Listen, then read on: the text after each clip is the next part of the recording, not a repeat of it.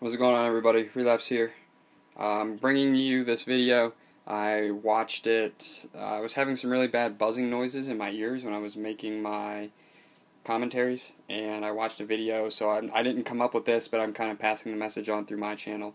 I have a set of Turtle Beach Ear Force X11 headphones, and they are, they've got the mic cord too. Or the microphone too. Work really well on the Xbox, but since I've been having trouble with the buzzing noise ever since I started using them for my computer.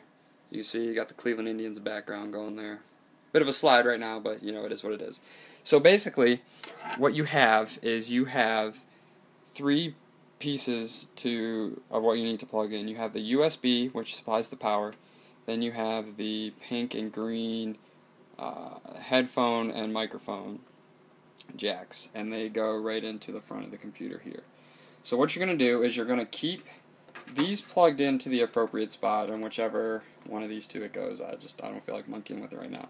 Well, instead of plugging the power source into the computer, you need to find a female end to a USB that plugs into a wall. This is just an iPhone into an iPhone charger.